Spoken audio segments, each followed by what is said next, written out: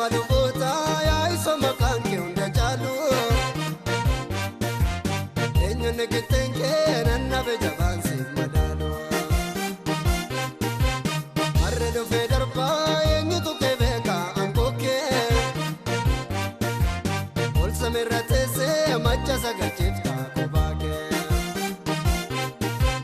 macha sagalchiiftaa kophaa kee macha sagalchiiftaa kophaa kee macha sagalchiiftaa kophaa kee macha sagalchiiftaa kophaa kee.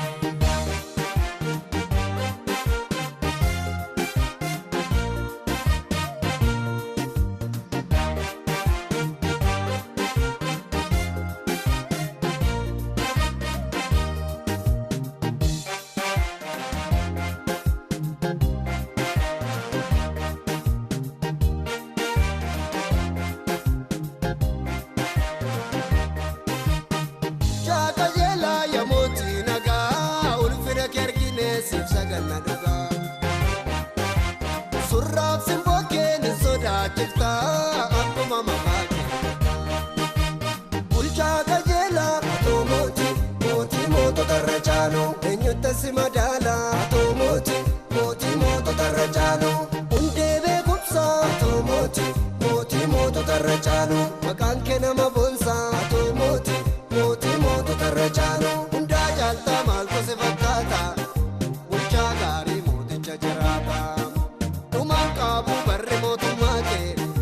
lataa daawwit goota akka maqaa kee hundaa caaltaa maaltu si fakkaata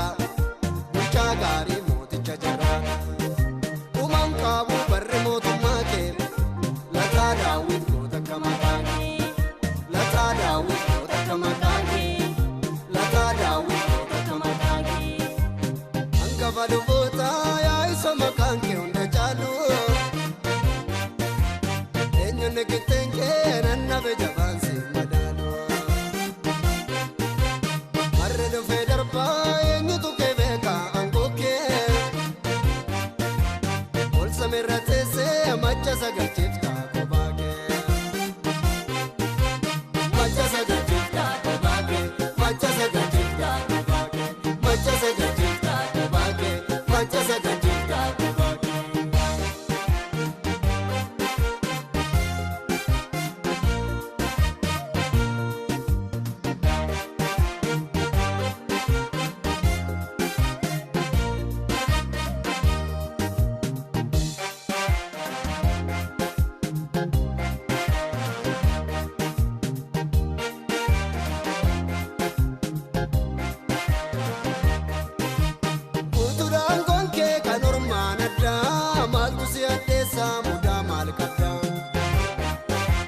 Beekamtee jiraata macha hundaaf ka'aa saganni sirrii waanta